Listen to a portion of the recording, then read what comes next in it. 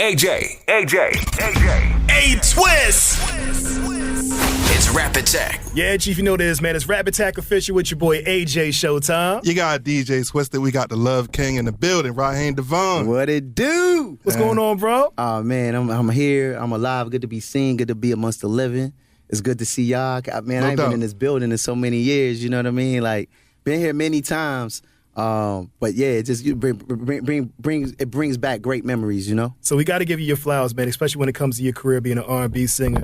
One of the first to get on mixtapes, you know what I'm saying, and put the blends together with the right beats. So I just want to say thank you for coming through Rap Attack for the record, first and foremost, and doing that. Yes, sir. What made you want to go that lane anyway? Yeah, I mean, to go on the record, yeah, I'm like the first R&B soul singer to do mixtapes. You know, back, you're talking in the early 2000s, and you know, I really was just falling suit and falling in line with what I saw happening with the culture. Being a fan and supporter of hip hop, you know, from 50 Cent to G Unit, which had a huge influence at the time. You know, seeing what he was doing with his crew in the mixtape game. You know, seeing what Mike Jones was doing and making himself accessible to the fans with the phone number and the whole nine. I did all that. I had the Nextel, giving out the number on the mixtape, so I figured I'd combine the two. And man, it was also an opportunity for me to be like rebellious as it related to, like, you know, the label, and you know, being on Jive Records at the time, having my first deal in 2002. You know, waiting for the album to come out in 2005. You know, I took matters into my own hand and just really started jacking the beats and, you know, servicing it out to the DJs, and you know, everything was really hand in hand, and it you know, became like a you know, another source of income as well. You know, man, just looking back on that whole vibe, you know, it was definitely a career starter, you know, for me, and kind of just, you know, had me cutting through in a different way and cultivating relationships with the DJs as well. No doubt. Now, you've been in the game for over 20 years and you've been killing it, right? So how you manage to stay relevant at this time and age? I keep my ear to the street. You know, I keep my ear to the street. I lock in with what's next and new and fresh. You know, I support my peers. You know, I was just tweeting or IGing before I got here that, you know, it don't really cost nothing to support artists. You know, I'm one of the few probably artists, if not the only artist that I see doing it, that when I see things I like, you know, I post them or I tweet about them or I put it in the story. You know, and as a result, you know, my fans or my flock, you know, they support, you know, so then they become exposed to artists like Tanya Nolan or Kennedy Ryan, who's killing it right now, or you know, Mariah out of the not New Orleans but Louisiana area, you know what I'm saying? Mariah Hester. But yeah, like just different things that I'm involved in, and that's on the hip hop side too. You know, most of my relationships that I've cultivated, you know, from Boney James to, you know, some of the dopest producers that are killing right now, the colleagues, and in particular, you know, they started through social media, but also like the relationships that I cultivated. You know, I got a relationship. I have a relationship with Ghost. You know, where I could call, he'll answer the phone, or Raekwon, or you know what I mean. Dope. But yeah, just, and that's whether we just, you know, tapping in and just check on each other, talking about life, or hey man, you're gonna be in Dallas. I want some tickets for me and the Queen. You know, whatever the vibe is. You know, but it's just like just sonically keeping your ears to the street. You know, we as the OGs, as the young OGs, we have a responsibility to preserve the culture. You know what I mean, and to you know, that's in the studio and outside the studio. You know, when that mic is on and, you know, we in the studio, it's definitely about, you know, showing improvement too. You know, I think that I can attest it all to what I call the 10,000 hour effect. Like once you do something for 10,000 hours, you become a master at it. So, you know, being in the studio, as much as I am, you know, I become a master at it, where I can really take it and do anything I want to do with it. Same thing with performing live on stage. Like these days now, I want my 10,000 hours in media and radio. You know, being Mr. Quiet Storm now, you know, this last year has been a great transition for me, just into media and maybe starting a podcast again, that type of thing, because that was something I was doing too back in from 2010 to 2013. We didn't realize that we were ahead of the curve, like doing the Raheem DeVaughn show on Sunday nights, doing this podcast, which it wasn't called a podcast then, but we were doing what was now like a podcast. And I sat down with everybody from Boney James to Marsha Ambrosia to everybody, Kendrick Lamar, you know what I mean? T.I. came through and kicked it for like 3 hours and just the whole thing, man. So I realized, DJ Jazzy Jeff does these retreats. It's like these secret retreats that he has at the crib, and he invites these different artists. It's called the Playlist, and he invites different artists to the crib, and you don't know who's going to be there till you get there. My last time being there, in my trailer where we because there was a trailer, it was a sleeping quarters. In my trailer, my roommates were DJ Eddie F, who at the time I didn't know till days later. There was a period where DJ Eddie F controlled probably 80% of black music, like was responsible for like 80% of like black music, whether it be R&B, hip hop, right. whatever, Legendary. right? Yeah. So DJ Eddie F, DJ Z Trip, and the cat who started GoPro. These were like my at the time, and this is like when GoPro was going like right on an incline, and everybody's talking about GoPro. And on our cabin, our sleeping quarters, our RV, it said the Blueprint, because everything had like a different title. I didn't get it till after that I've been the blueprint for a lot of different things. So sometimes like being ahead of the curve, I used to beat myself up about it, or didn't really understand that these things take time, and ultimately, like, God and the universe doesn't give you things till you're ready for them. So the things everything that I got shaking right now, I can't say that it would have necessarily been as successful and ordained as it is now, or that I was actually ready. I've been wanting to do radio for 20 years, 25 years, you know what I mean? But, and I know that you guys being in radio and media, who probably had y'all 10,000 hours in already, you know what I'm talking about. You know what I mean? So, so now that I'm in media, it's like just respecting the art form of it, because I don't want to be taken as the guy that's like trying to do something. You know what I'm saying? Like trying to be the actor, or trying to do anything. So it's just, man, it's been a humble journey. Doing a lot of community work right now, and it's been a humble journey. So when it comes to you perfecting your craft, we got this thing called Digging in the Crates, where we ask an artist, who was that person that inspired them? Yeah. In our case, rap, but for you as an R&B artist, who was that one artist that inspired you to feel like, you know what, I can sing too, let me get my voice in this game? Oh, man, that inspired me that I can sing too? Man, I probably say it's a combination of a few things. I would say like Babyface, early inspirations, like Babyface is across the board as a singer, songwriter, producer. Jodeci and Devontae, Swing in particular, the songwriting, the vision, had a vision of what Jodeci would be, and, had it went well, the fact that, he had Genuine, Missy, he discovered that whole crew, Timberland, Magoo. So what is that your favorite go-to song that you used to sing? Man, probably anything by Jodeci. When we talking Coppin State days. Like, right. I only did 3 semesters at Coppin. Like first day, I ran into my comrades at the time, my man Eric and Marcus, and we formed a group, and from there it was just like skipping class and focused on music. I'm not now. If you go to Coppin currently, finish. If you're in Morgan State, finish. You know what I'm saying? But yeah, it was an experience. You know what I mean? But yeah, it was anything by Jodeci, man. Probably. I know we did a talent show at a Coppin State, and I think we it's been an hour since you've been gone. You know what I mean? Yeah. Lady, I will cry for you tonight. Okay. You know what I'm saying? Any classic Jodeci, you know what I mean? You know what I'm Say no saying? more. Yeah. So speaking as though you are the Love King, right? Yeah, of soul and R&B. That's what I'm talking about. So when you do your thing in the bedroom, do you play yourself or you play other music? Oh man, nah. I'm gonna put on. You know, they call it a playlist. I call it a lay list. You know what I The mean? lay list is crazy. Yeah. It's the lay list. You know what I mean? So you know what I mean? You know, some a nice little, accompaniment of arrangement of different songs. Okay. That work. I work well in the bedroom, and yeah, sometimes I do.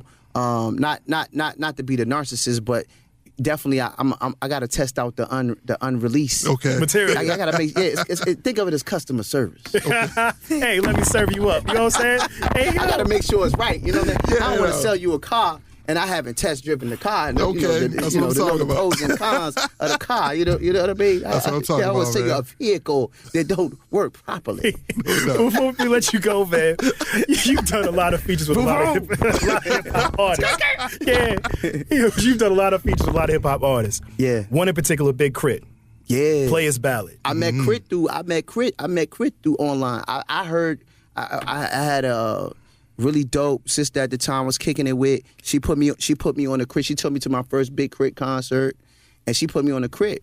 And so I reached out and was like, hey man, like, you know, if you got anything you want me to jump on, like, you know, I'm just like, you know, in DC, you know what I'm saying, we rocking with you.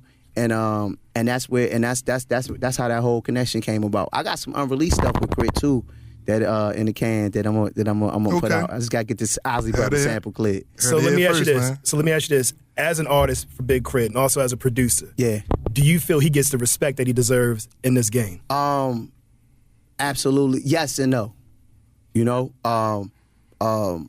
but I also know that, you know, K.R.I.T energy from the time I ever met him, you know, even now, like, is just seeing how he moves now. Like, you know, he one of those cats that can't, you know, his soul is, the most important parts of him are intact, like his soul, his integrity, you know what I mean? Like the moral compass. Those are the things that often get challenged in this business, you know what I mean?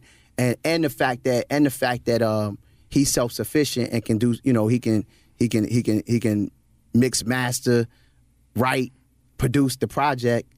You know what I mean? People that makes him valuable and invaluable. You know what I mean? Like, you can't really put a price tag on that. And often those are the people who have it the hardest because of the fact that you know, you're not easily to be swayed, manipulated, or, you know, people want to figure out a way that they can have their hand in your pocket.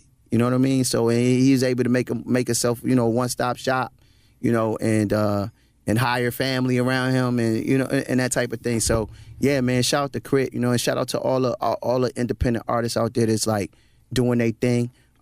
Phil Ade, who I'm glad to see Phil back with some motion, doing his thing. You know, Chaz French, you know, in particular from the city whom I still, you know, I discovered them, still work with them. You know, shout out to Logic. I discovered Logic. People don't know that. A lot of people don't know. I didn't know that. Yeah, you know, my you know, I've said it countless times, different interviews. I used to be like, damn, I missed the ball on that. I dropped the ball on that because Logic wanted to be, you know, he wanted to be 368 at the time, and, you know, and I wouldn't sign him. You know, we didn't send myself and my previous partner, Dre Demir, we didn't sign him wanting to be loyal to the artists that we had within our camp at the time. We just had a lot going on. And I just, you know, my thing is I didn't want to fail him. You know what I mean? And but now looking back on it, I feel like had I made that move, I might have been in his way. It might not have been what it is now. You know what I mean? So extremely proud of him. You know what I mean? Like really, really proud of him, and to see what he's done. He's always had that tenacity and that go-getter mentality. That just remind me like a young version of me at the time. You know? So artists from Baltimore and artists from the DMV, whether it be a rapper or R&B singer. Yeah. What are some keys to success to stay successful, and what are some things to look out for in this music game? Oh man, just staying in tune with where you at, and meeting yourself where you are in real time. It's cool to have dreams. It's cool to have goals, you know. But you have to be realistic at where you are in your career at all times, and so there's that. So if that means having to keep a job while you're doing what you need to do, or a few jobs to do what you need to do, like it's not, being independent is not a is not a beautiful. It is. It is beautiful, but it's not at times. You know what I mean? Getting that 10,000 hours in, recognizing early like who your team is, who's in your corner. Understanding loyalty. What that is. Not understanding contracts, understanding business. Don't be so quick to sign something. Don't be so thirsty to sign something, or that somebody somebody got that brown paper bag. You know what I mean? And they ready to put the money behind you. Like, make sure the business is right. Mm-hmm. Is there anything as a city, Baltimore and the DMV, that we're doing that's getting in our own way as a movement? Man, I think regardless of the city, there's plenty of ways that we can get in our own way. I think it's just unify. Stay unified, support one another. Figure out a way to tap into that audience that you actually want to perform for. I think a lot of time, I think as independent artists, our biggest flaw a lot of time is we find ourselves in a room where we just performing for our peers or our family, or just like, you know what I mean? So, and get out the city, like, travel. Understand it's a big world, it's a big place, and with the Black Mirror, with that iPhone, that Android, you can connect with the world with that if you use it properly. If you use that phone properly and that social media and just kind of connecting those dots, like that's the streets now. That's the trap. That's the everything. Yeah, right, you know what I mean? That. That's the source. That's the information is out there, and just don't take no for an answer. Before you get out of here, tell us about the things you got going on as far as the community, sponsorships, and everything like that. So right now I have a partnership with Gilead Sciences. Shout out to Gilead. I'm in my second phase of that for HIV prevention and awareness. I'm a half a century, man. So I remember growing up in a time where there was a lot of messaging about HIV prevention, AIDS, in particular. And we haven't seen that, and there's a resurgence of HIV that's extremely high. In that demographic, we talking like 14 to 28, getting hammered. Black women make up for more than half of the new cases, right? But only make up for 13% of the population here in the U.S. Mm-hmm. So get tested, know your status. If you're sexually active, regardless of your age, where you come from, what you're into, who you're with, we are HIV possible, right? So know your status. Talk to your primary care doctor about PrEP and if it's for you. You know what I mean? For me, openly, I've been on PrEP for 3 years. You know what I mean? I got my shout out to Dr. Hodge, my primary care doctor. Once I switched new doctors, the first conversation we had that he initiated was about, and that's how I knew he was a doctor for me. I had been searching for a new doctor anyway, and that's how I knew he was for me. And he said, "Hey, you're married, you're single, about anybody told you about PrEP? You know what I mean? So which is a preventable medication. If you come in contact with someone, you're sexually active, and that it's do your research. It's a lot going on out here, so protect yourself, know your status. That's the movement, that's the campaign that I'm heavily involved in. Of course, I have the Love Life Foundation, some of our initiatives fighting domestic violence. We've done work in the past with 92Q over the decades on that. Queen for a Day spa takeovers, just bringing in women who dealing with severe domestic violence situations, battered women, children, men too, so those have been the main two initiatives, along with mental health, which I lost my dad in the last 3 years. I was his caregiver up until the time he passed. And, since he's passed, I've been more open about talking about the fact that, mental health and how, my dad, for most of my dad's adult life, he had schizophrenia. So I know about mental health, like 1 degree separation, like, very well. So, and just encouraging therapy, I feel like we all need therapy, you know what I mean? If I waited till I was in my late 40s to start talking to a therapist, you know what I mean? Yeah, so just those type of things, man, but you don't have to be Raheem DeVaughn to care about community, and to care about people is what I, generally want to remind community, start a movement, find something find an initiative or find something that you want to be impactful for, to support in the community and mob up and do it. Say no more. Word spoken from the one and only Raheem DeVaughn. Yes, Your sir. boy AJ Showtime. DJ Twisted, Rap Attack Official. Rap Attack, tack, tack, tack, tack, tack, tack, tack, tack, tack, tack, tack.